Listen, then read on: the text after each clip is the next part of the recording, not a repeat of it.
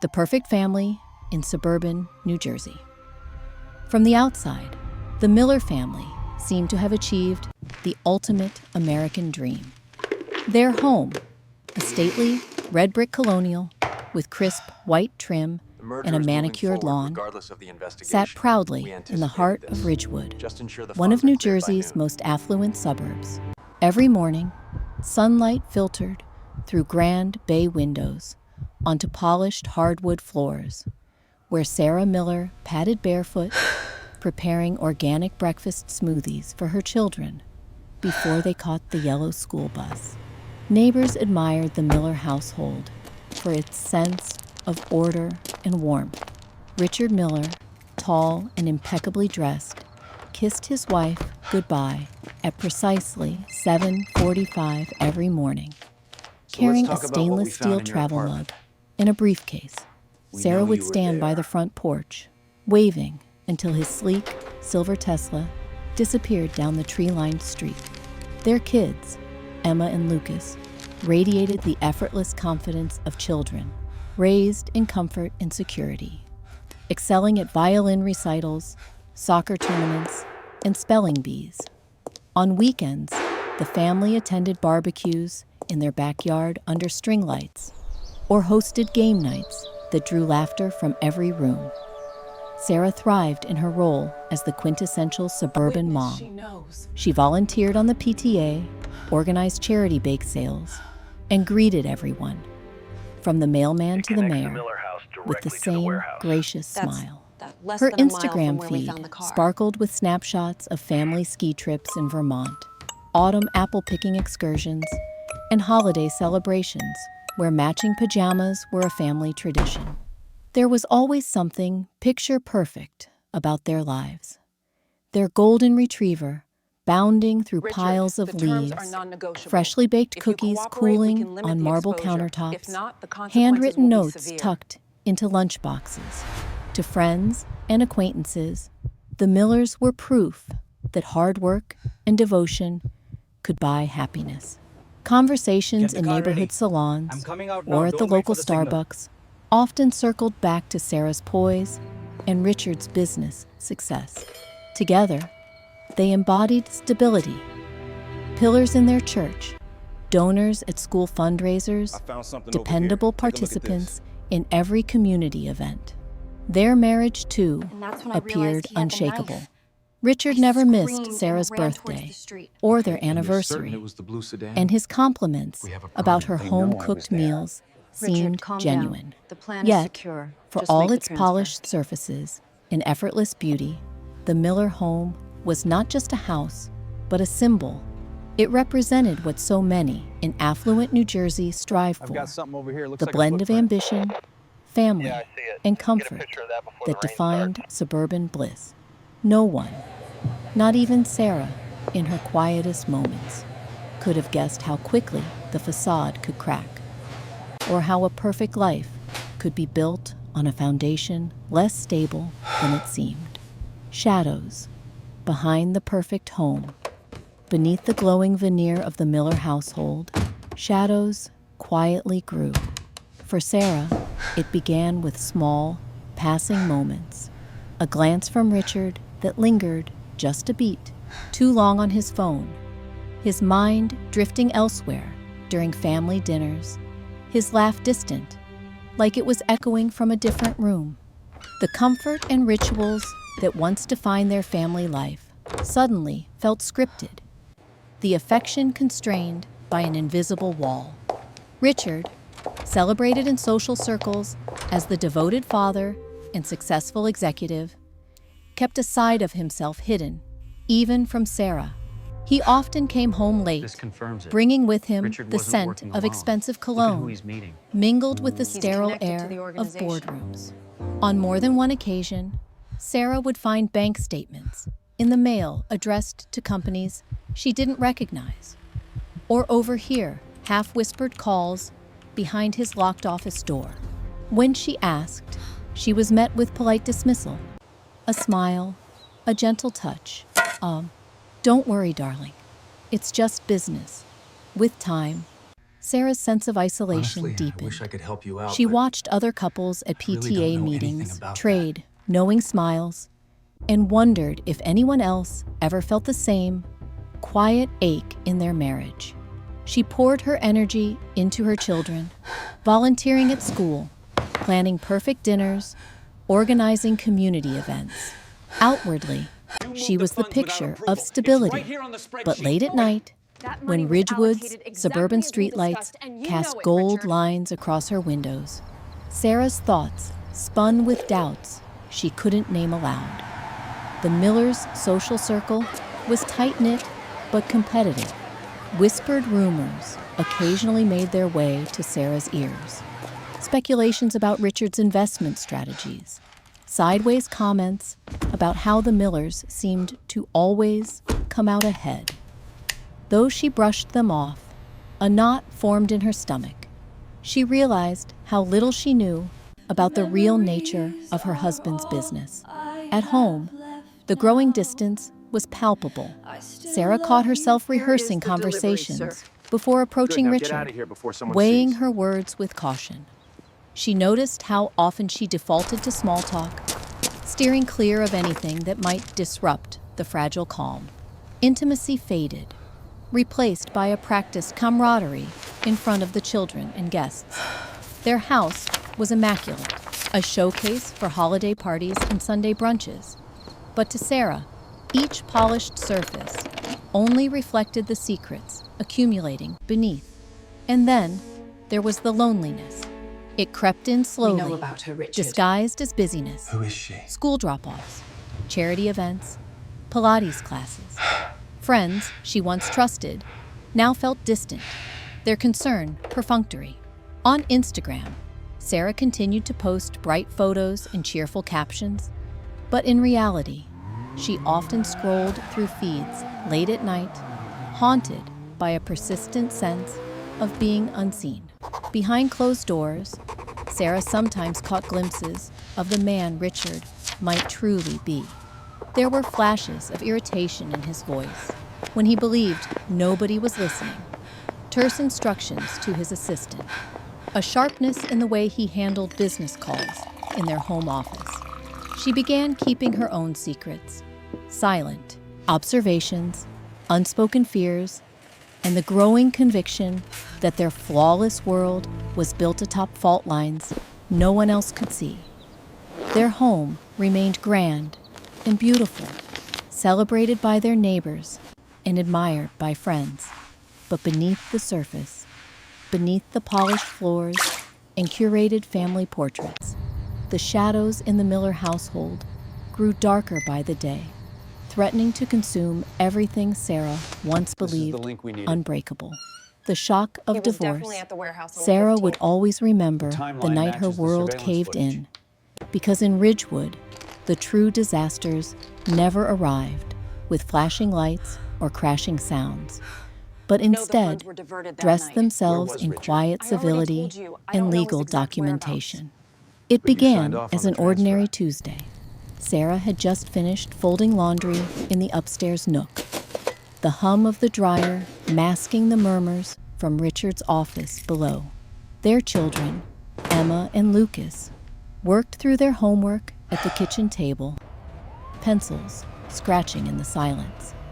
Sarah performed her ritual check of Emma's grammar exercise and Lucas's math worksheet, then slipped upstairs to order takeout, mindful of Richard's text that he'd be tied up at work.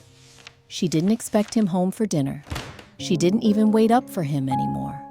It wasn't until the doorbell rang at 9 p.m., sharp and unfamiliar in its urgency, that the bubble of suburban normalcy burst.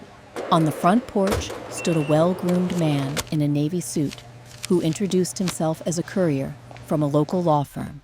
He handed Sarah a hefty envelope, his tone clipped but not unkind, a robot of the legal system, eyes never meeting hers for long. By instinct, Sarah thanked him, clutching the packet to her chest. The door snicked closed behind her. Uncertain, I didn't. Sarah carried the envelope to the kitchen.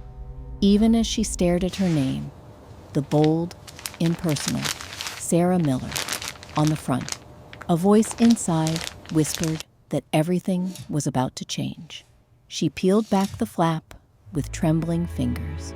The first line she saw, her full legal name beside Richard's, black letters cold as judgment, sent her heart plummeting. Legal notice of divorce. Filing her mind reeled. Richard. Divorce. The words circled like vultures. It couldn't be possible. And yet, as she scanned page after page of dense legal jargon, the brutal reality took shape. Richard was suing for divorce. Not amicably, not gently, but with a cold calculation she'd never thought him capable of. Requests for full custody of the children, the house, assets, even spousal support denied on grounds of self-sufficiency. Sarah dropped the papers on the counter, knees buckling. This is everything we have. Get it For out long of here minutes, the kitchen spun, a carousel of fluorescent light, kid artwork tacked on the fridge, the digital clock blinking a time that meant nothing.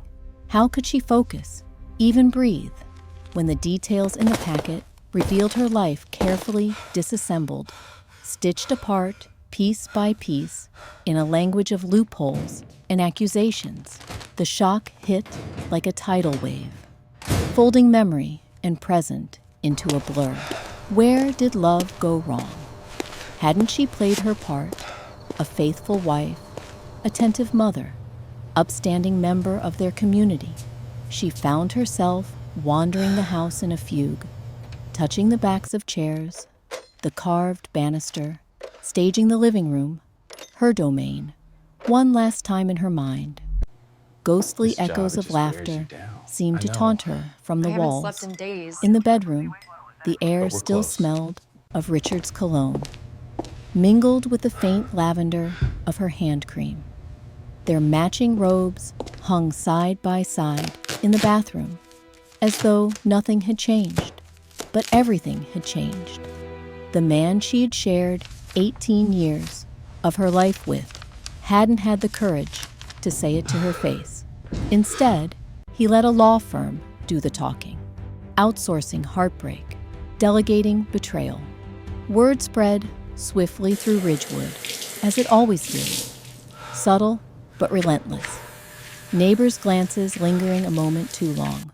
Friends, texting under the guise of concern, but hungry for details. Almost overnight, Sarah's world divided. Old friends clustered around Richard, believing his version of the truth. Her supposed instability, allegations of neglectful behavior, none of which Sarah could fathom, while others simply drifted away. Invitations dried up. Whispers filled the spaces where she once felt safe. The heartbreak was mercilessly public, yet utterly private. At home, Sarah faced the devastating logistics of separation. Lawyers' numbers filled her contacts list. Furniture and plates became evidence, not memories. Every bank statement was scoured, every savings account frozen. As Richard's legal machine worked at ruthless speed, he wanted quick division and control, pressing for Sarah to vacate the house while the case was still pending. Richard stopped coming home altogether, choosing instead a penthouse apartment downtown. When he needed to see the children, arrangements were made via intermediaries. Sarah now spoke with him in stilted, legalistic emails, CCing lawyers, measuring every phrase. Even the children were swept up in the undertow. Emma, once bubbly and eager for her father's praise, now tiptoed around the subject of weekends. Lucas, quiet and sensitive, cried himself to sleep. Yet for Sarah, the most stunning blow wasn't material. It wasn't the lost home or the sudden poverty looming. It was the re-evaluation of her entire history. Each tender memory seemed poisoned. Richard buying her a ruby necklace now looked like an investment, not affection.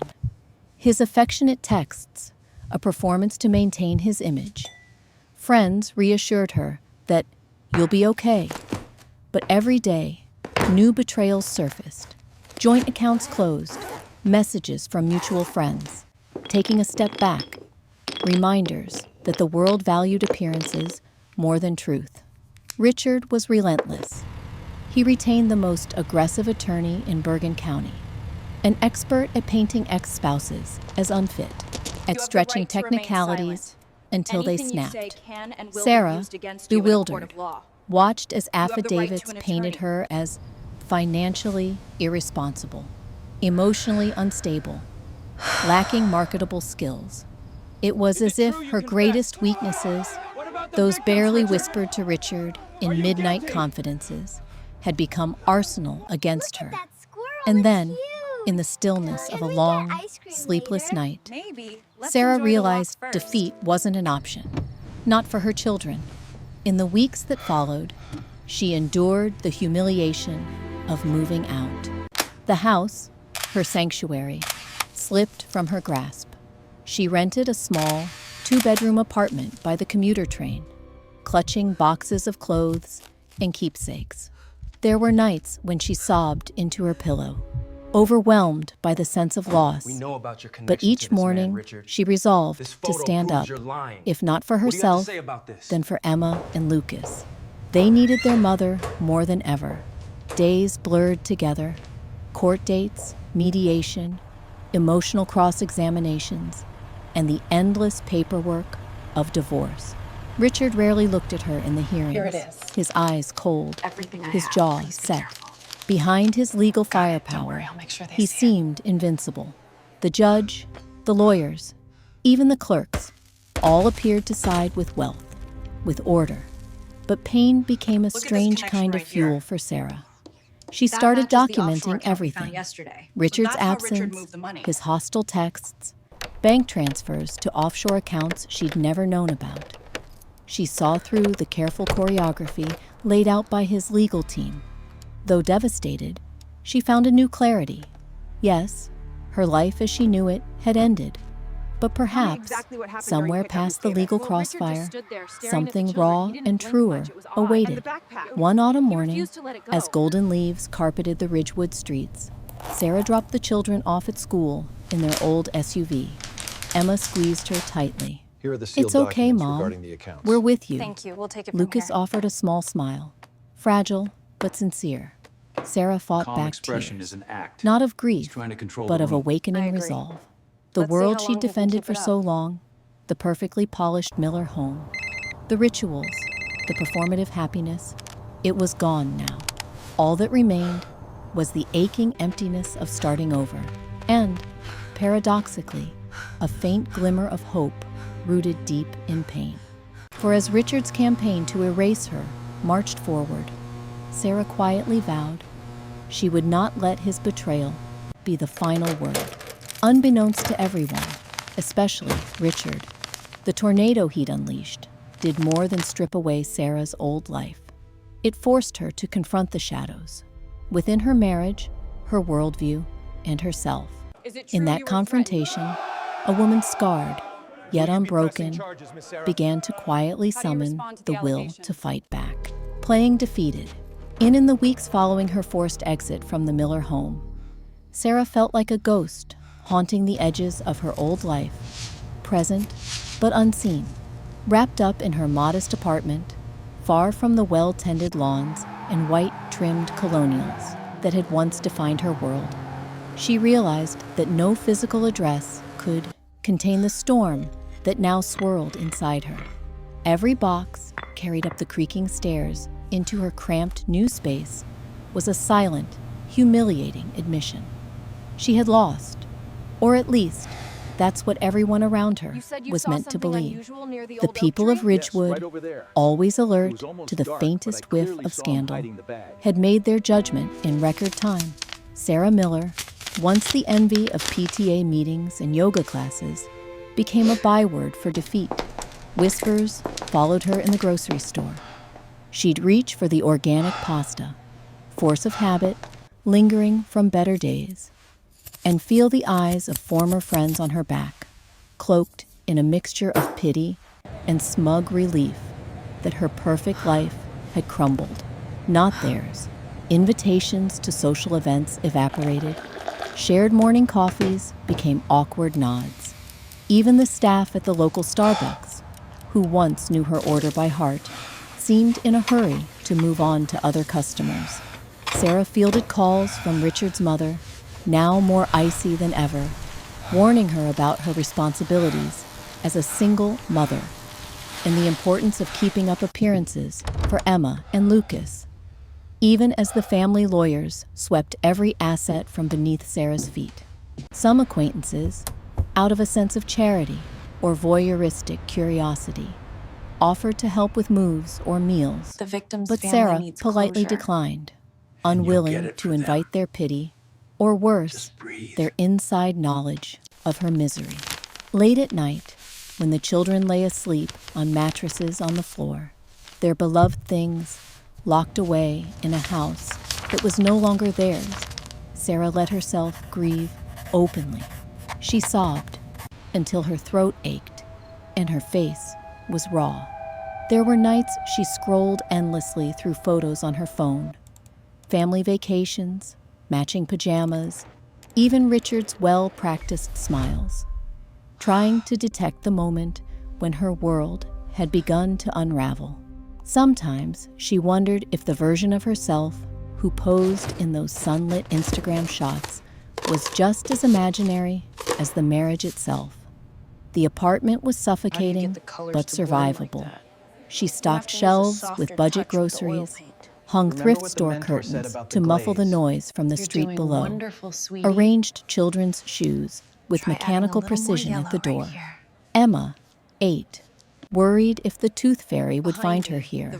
Lucas, 6, clung to the tattered end of his favorite blanket, his eyes wide and anxious each time his father's name was mentioned. Sarah put on her bravest face for them, but she learned early to ration optimism. She answered their questions brightly. Yes, we'll decorate for Christmas, of course. I know it's small, honey, but we'll have more adventures here, always keeping her voice a half octave above despair. But in the privacy of her own mind, Sarah rehearsed her defeat, exaggerating every limp and stumble for all the world to see. When she appeared in court-mandated parenting classes, she dressed plainly, letting her hair fall loose and unstyled, makeup barely applied. Her posture was modest, her voice soft. She played the part of the overwhelmed ex-wife, financially flailing and emotionally battered. Her attorney urged her to present as vulnerable, Thank you so much but for not everything. desperate. I really appreciate It was your a delicate dance, You earned this, one Emily. she learned I'm very quickly. proud of you. She let reports circle about her struggles, let the remnants of Ridgewood's high society believe she was dissolving in her own tears and debt. Richard saw what he wanted to see, an adversary already broken. In emails about custody arrangements, his tone was terse, sometimes outright patronizing. At mediation, he mentioned her current difficulties with pointed concern, brow furrowed in an imitation of empathy. I want what's best for the children, after all, he told the judge, as if Sarah were a storm-worn roof about to collapse. Sarah nodded, let his words settle over her like dust. She never fought back, at least not yet.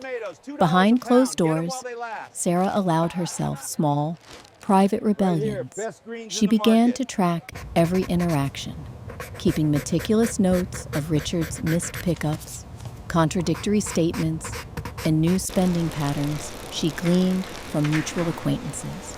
Her pain became quiet fuel. At night, while scrolling through jobs on her battered laptop, she reminded herself that every slight, every patronizing smile was another stone for the foundation she would soon build. She subscribed to online courses in finance and entrepreneurship, telling herself it was just to pass the time. Yet with every lesson, she felt her confidence flicker to life, the cold spark of possibility humming somewhere beneath the exhaustion. Emma and Lucas adjusted slowly, There were nights of nightmares, days when they refused to leave the apartment. But Sarah counseled patience. She let them draw on the walls, chalk and washable markers, anything to give them ownership of their new home. After homework, they took walks through city parks, collecting leaves, looking for beauty in unexpected places. Sarah crafted new rituals, pancake dinners on Sundays, bedtime stories by flashlight when the power flickered, paint by number kits spread out on the kitchen floor. The luxury of Ridgewood was gone, but intimacy quietly bloomed in the cramped rooms. The whispers about Sarah's mental state made their way through the grapevine. She was always a bit too sensitive, a neighbor observed in line at the dry cleaner. Richard did everything for her, and look how she repaid him. Another confided to a friend. The local church group organized meals for the troubled mother. Sarah thanked them gently, stored the casseroles in her freezer, and never let Emma or Lucas know that the neighborhood's concern was laced with judgment. Inside herself, Sarah cultivated a blankness. She accepted every look of pity with a small, grateful smile, apologized when meeting new people for taking up space. She greeted each setback as if it were truly the worst thing that could happen, never revealing the part of her that was quietly, methodically rebuilding. Friends and family alike believed she was stuck, devastated, perhaps ruined. Even her own parents, calling from Florida, offered to send money and reminded her to just move on for the kids. She let them all think it. Sarah knew, as autumn crept toward its first frost, that there was strength in invisibility. In appearing defeated, she was free to study her ex-husband's next move, to plan, to learn, the way a veteran chess player draws her enemy too close, then turns the board. There was no shame in stumbling, only the powerful lesson of what it felt like to fall, to lose, and to reinvent. On a rain-soaked afternoon, Sarah stood at her small kitchen window and watched her reflection in the glass. A woman people pitied, poked at, whispered about. She pressed her hand to the cool pane. "For now," she said softly, "but not forever." Inside, something smoldered, something the world and Richard had chosen not to see. The plan to reverse the tide. For months, Sarah existed in her small apartment like a shadow of her former self, blending into the soft clamor of city life and the whispered judgments of Ridgewood's distance. Outwardly defeated, she played her role with award-winning conviction. But within, amid stacks of family photos and a growing pile of legal form letters, a steely, quiet fury took root. It started almost by accident one night as Sarah couldn't sleep. Lucas had a fever. Emma's nightmares seemed to fill the tiny apartment with whispers of Ridgewood, and Sarah found herself sitting at their makeshift kitchen table with her laptop, too anxious for comfort, too exhausted to grieve again. She opened her browser and, on a whim, clicked through a free online tutorial titled, "What Began as Idle Distraction Morphed into Nightly Ritual." She pored over YouTube lectures, TED Talks from self-made women, and late-night chats on beginner forums, always with headphones so as not to wake the kids. Sarah filled notebooks with scribbled equations and aha moments. The jargon of Wall Street, once a language wielded as a weapon by men like Richard, started to seem less ominous, even a little thrilling. By day, she took a job behind the counter at a cozy local cafe, a temporary lifeline, she told the kids. Her boss, a former Wall Street analyst turned small business owner, didn't ask too many questions, but noticed Sarah's meticulous attention to detail. Between pouring espresso and handing out pastries, Sarah listened, observed. Regulars became case studies. She learned about their side hustles and rental properties, how they talked about investments as nonchalantly as sports scores. She paid attention when they mentioned market swings and hinted at insider gossip. She could parse for useful names or trends. One cold November afternoon, a stranger began frequenting the cafe's corner table, always in a tailored charcoal suit, phone pressed to his ear, spreadsheets open on a sleek MacBook. Something about his presence, his sharp eyes, his habit of tipping generously without ever looking at the tip jar, stirred Sarah's curiosity. When his order accidentally got mixed up one day, she apologized, and he offered a tired smile. "Don't worry," he said, voice clipped with the cadence of the East Coast elite. "I've had worse from my own staff." They struck up an easy rapport. His name was Stephen Porter, a fact Sarah Googled as soon as he left. The results stunned her. Stephen was not just any investment executive. He was a thorn in Richard's corporate side, CEO of a rival tech investment firm locked for years in a silent Cold War with Miller Capital. Soon, Stephen and Sarah's conversations drifted from idle chit-chat to deeper talk, sometimes about investing, sometimes just about starting over. Sarah betrayed nothing of her past, but Stephen, ever perceptive, must have sensed something. One day, he asked, "You ever consider getting into finance yourself? You've got the brain for it." Sarah hesitated. Here was opportunity, unexpected and profound, disguised as casual suggestion. But she steeled herself and simply said, "I wouldn't know where to start." Emily, Stephen you laughed. must trust your instincts "You'd be on this. surprised how The many truth people in often this hides in the business smallest started with details. nothing." By the end of the week, he slid her a business card. "If you're serious, I'm always looking for someone sharp enough to ask the right Hold questions. it gently, just Let like me this. know." That See how the card paint goes on sat on her smoothly? nightstand for a week. Yes, She that's stared at it, perfect. turning it over Freshly and steamed over, buns.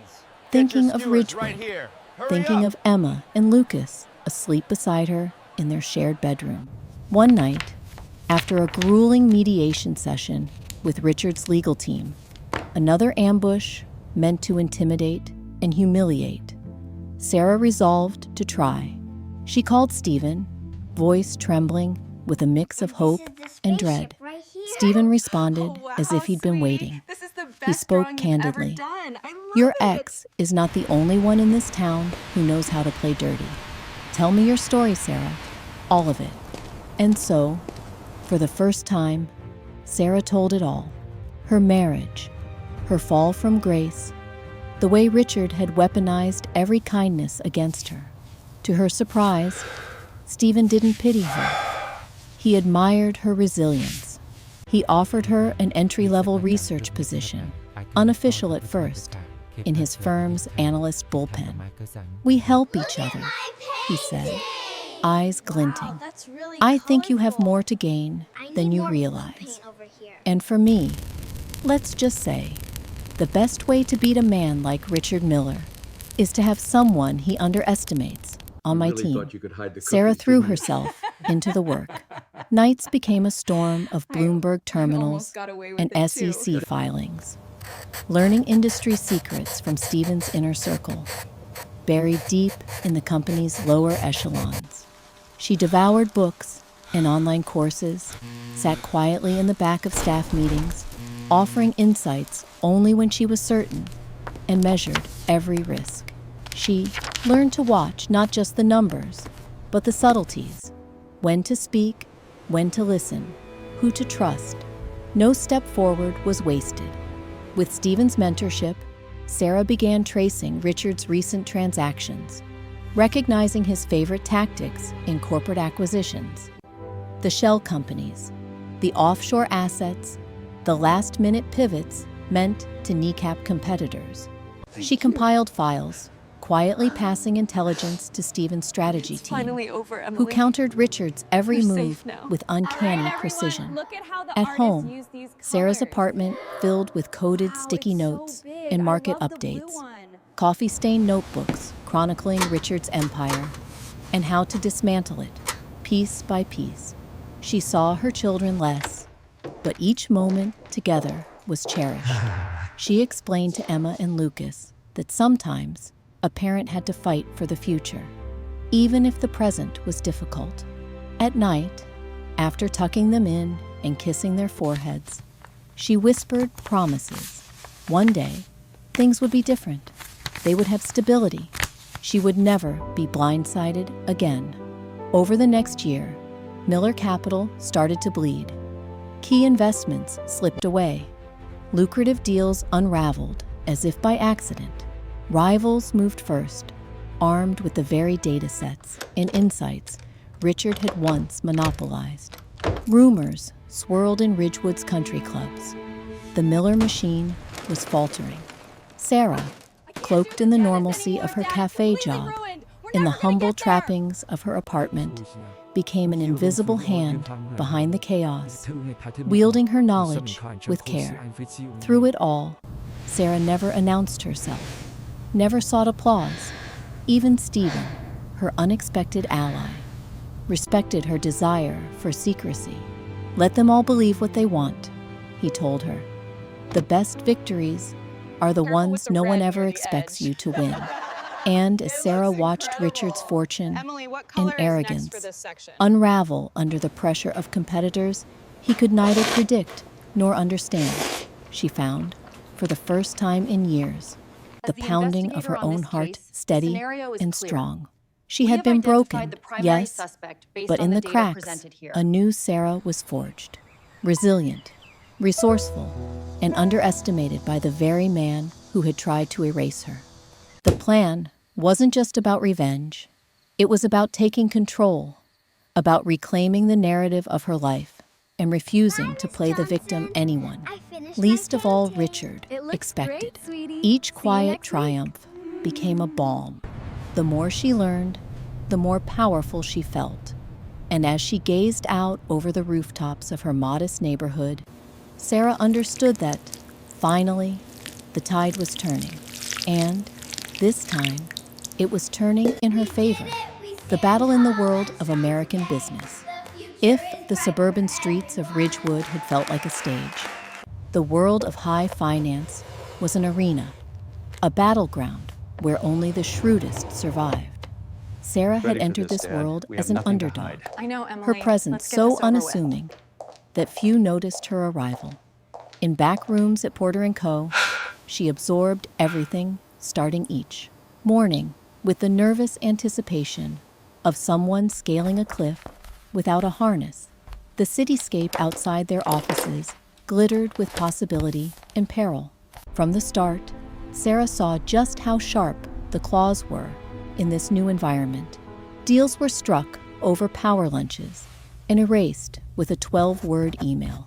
A single rumor could tank a stock's value in hours. Money flowed, sometimes like water, sometimes like blood. Richard once told her that in the financial world, your greatest ally could become your competition overnight. Now she discovered that was not just true, it was an understatement. Stephen Porter welcomed her as both apprentice and secret weapon, and Sarah's immersion was total. She listened more than she spoke, taking in the coded vocabulary and subtle posturing. Soon she could spot a bluff before the words left a colleague's lips. She learned to recognize when investor anxiety was performative and when it signaled something seismic beneath the surface. She followed the ebb and flow of the markets, tracing every ripple that might lead back to Miller Capital, her ex-husband's fortress, now trembling. She worked late most nights, poring over acquisition reports, IPO filings, and obscure footnotes on spreadsheets. The office became her second home, and Stephen, her unlikely co-conspirator, grew to rely on her intuition as much as her data. He noticed how she was never content with the obvious answer. She wanted to understand what motivated the players behind each deal. "You're a strategist," he told her one evening as they reviewed a merger Miller Capital was quietly attempting to sabotage. "You see the board in all three dimensions, The real war began quietly. Sarah unearthed a pattern of shell company mergers Miller Capital had used to mask weak assets. Richard was planning a multi-million-dollar acquisition, gambling on investors' faith to keep his secrets buried until after the next annual report. The setup looked clean, too clean for anyone inside the echo chamber to question it.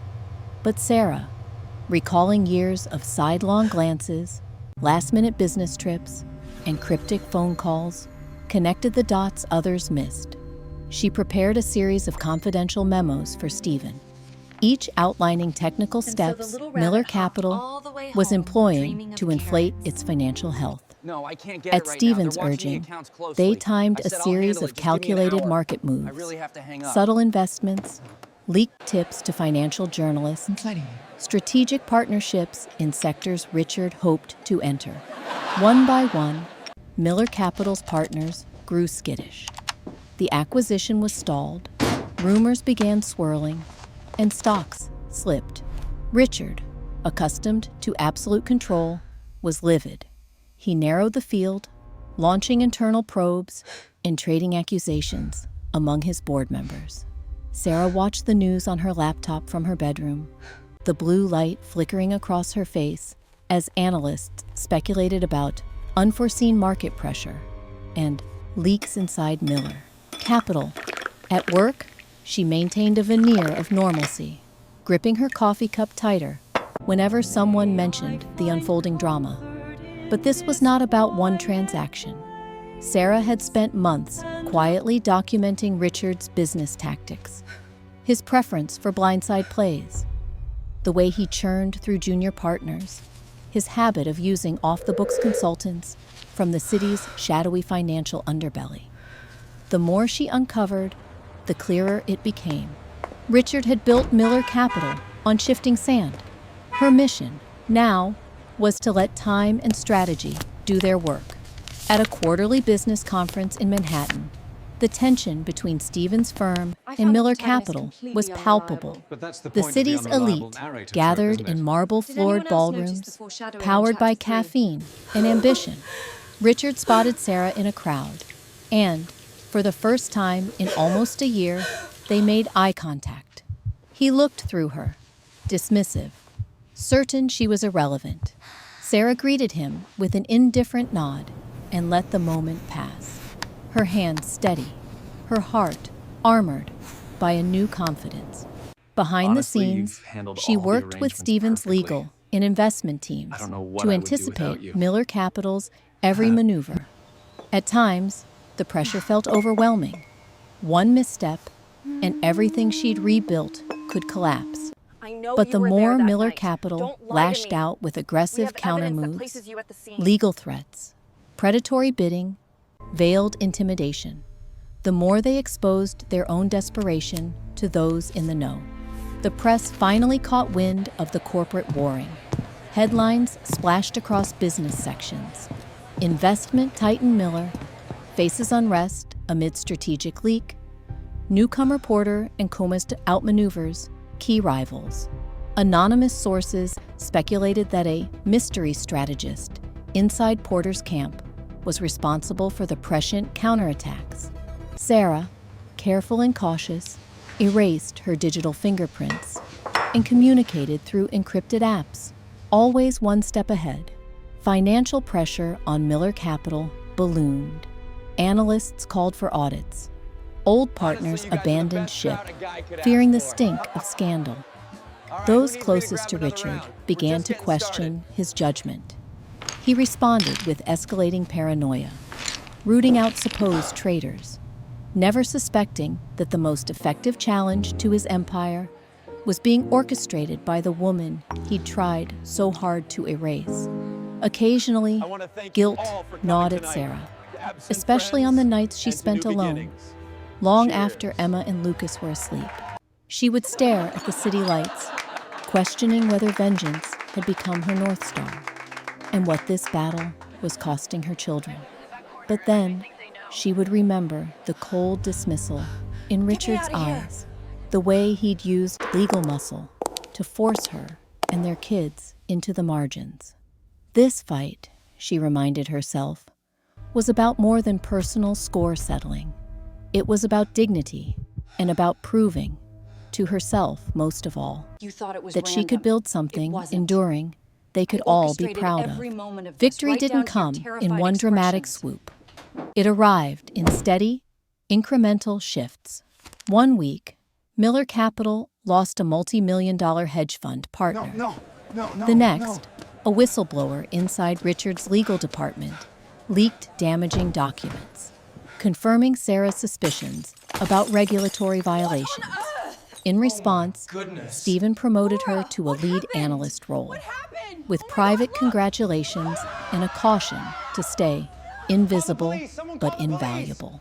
Soon, Sarah's expertise was sought after not only within Porter & Co., but by industry leaders looking for insight into the psychology of corporate conflict. She was invited to meetings that only a year prior would have felt inconceivable. As Miller Capital's reputation crumbled, Sarah shielded her children from the worst of the headlines, focusing instead on their routines, their school successes, and new patterns of quiet resilience emerging in her little family. The final blow was almost anticlimactic. Miller Capital's flagship deal collapsed under SEC scrutiny. Investors pulled out. Richard's board rebelled, pushing him to the margins of his own creation. No one publicly credited Sarah, but Stephen's smile told her everything she needed. She'd won, not just the external battle, but the inner war against powerlessness and silence. For the first time since that dismal night of the divorce, Sarah stood at her window, no longer a ghost, but a survivor, a player. The business world could be cruel and unforgiving, but she'd learned to bend its rules. She was not the story Ridgewood had whispered about. She was the author now, pen in hand, charting a new beginning. The price of betrayal. After the dust of the corporate battle settled, the true costs of betrayal emerged, not as a singular, devastating blow, but as 1,000 splinters pushing their way through the fabric of everyday life. For Richard, for Sarah, and for everyone who had touched the edges of their unraveling story. The bill for all the unspoken resentments and calculated moves came due in full. For Richard, the reckoning was far grimmer than he could have predicted. His name, once a hallmark of reliability and ambition in the gilded circles of Ridgewood and the skyscrapers of downtown Manhattan, became toxic almost overnight. Board members, once eager to be seen at his side, now avoided his calls. Lunch invitations evaporated. Banks demanded answers. Former partners initiated lawsuits. The empire he had curated, down to the precise shade of his office walls, began to crumble from within. But perhaps more painful than his financial undoing was the erasure that spread quietly among his social circle. Their friends, mutual acquaintances cultivated over years of club memberships, benefit galas, and weekends in the Hamptons, turned away. Some did so quietly, removing him from group texts and RSVP lists. Others did not bother with courtesy, spreading whispers of his downfall like wildfire at school fundraisers and local restaurants.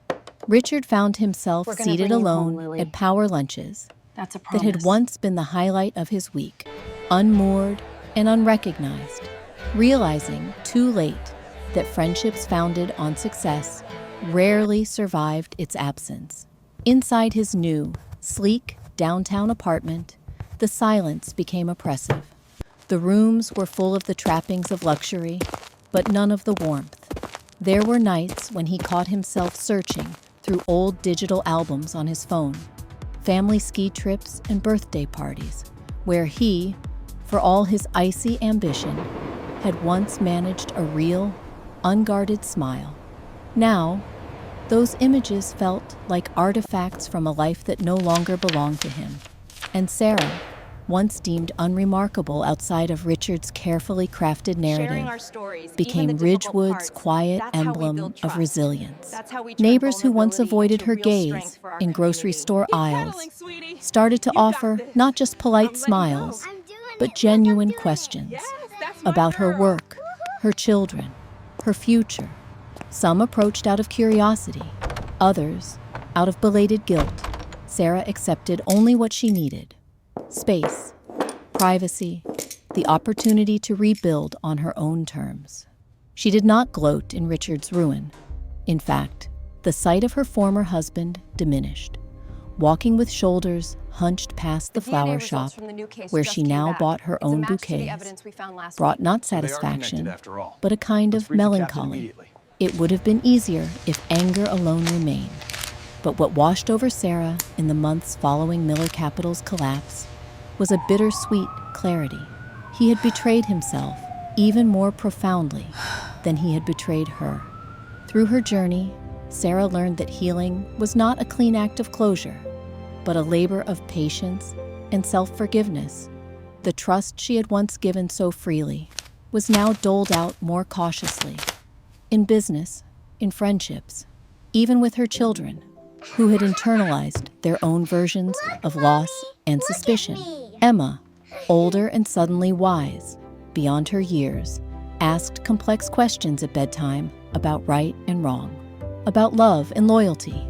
Lucas, softer and more reserved, flinched at raised voices, as though waiting for the old world to crack open again.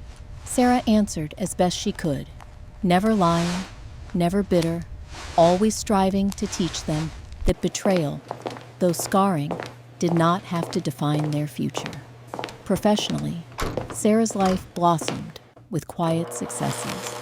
Her analytical insights caught the attention of more than just Stephen Porter's investment circle. Magazines and online publications courted her for commentary on gender, strategy, and fortitude in high finance. Invitations to conferences and business seminars arrived in elegant envelopes. She never forgot, even as she dressed for these events in sensible suits paid for by hard-earned money, that her rise had come not because of cruelty, but because of her refusal to become embittered by what had been done to her. Yet, even as she thrived, Sarah carried invisible scars. There were evenings when she doubted every decision, the school she chose for the children, the new lease she signed, the line she crossed in outmaneuvering Richard. Sometimes the victory tasted hollow, edged with sadness for all the things that could not be restored. Trust, once broken, was painstaking to rebuild, even with herself. The price of betrayal, Sarah came to understand, was not measured only in court-ordered asset lists or market valuations lost. It lingered in the awkward silences at parent-teacher conferences, in the trembling hands that sifted through legal correspondence under a flickering kitchen light, and in the long exhalations at sunrise, when hope had to be summoned from the very marrow. Richard's costs were more material, yet just as enduring. The public humiliation, the retreats from boardrooms and media interviews, carved lines of bitterness into his features. Occasionally, he tried to reach out, emails that hovered between apology and excuse, voicemails left unanswered. Each attempt left Sarah with a familiar ache, regret for the years wasted on a man who could only define love in terms of possession. In these moments, she grieved not for what was lost, but for what had been lacking all along. A willingness on Richard's part to recognize Sarah as an equal, deserving of truth, partnership, and respect. For both of them, the past could never be fully severed. There were logistical reminders, co-parenting schedules, medical bills, school performances where they found themselves at opposite ends of the auditorium. Each encounter was civil but brittle. Sarah no longer yearned for reconciliation. I'm truly honored. She wanted only peace for herself and her children. And yet, Out of the wreckage, something unexpected grew. I love watching you The play. children's Let's go on the resilience swings bloomed next. alongside Sarah's. Emma discovered a love of debate and enrolled in student government, her once diffident voice now clear and commanding. Lucas, who had struggled most intensely with the loss of his home, found solace in painting, filling his new room with bold colors and wild scenes. Chaos transformed into art. Sarah's home, though far smaller and less elegant than the old Ridgewood mansion, became a sanctuary, alive with laughter not staged for Instagram, with meals not crafted for display, but for companionship. Friday nights were reserved for movie marathons on the aging couch, and Saturday mornings for pancake breakfasts, the children measuring flour and milk with wide grins. Over time, these rituals wove new meaning from the threads of their broken past.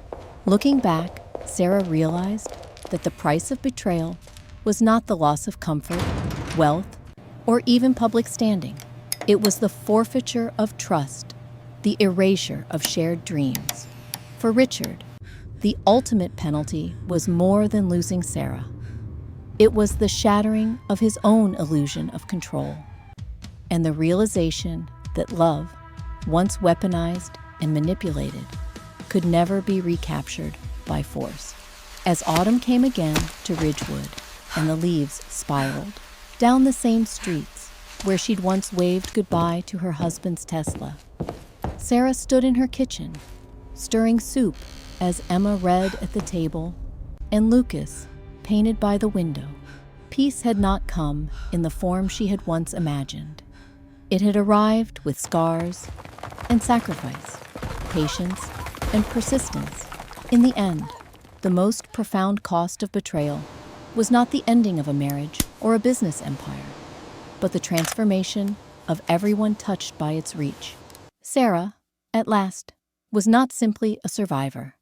She was a woman remade, one who understood that betrayal's true price was not the loss of love, but the rediscovery of oneself when all else had been stripped away.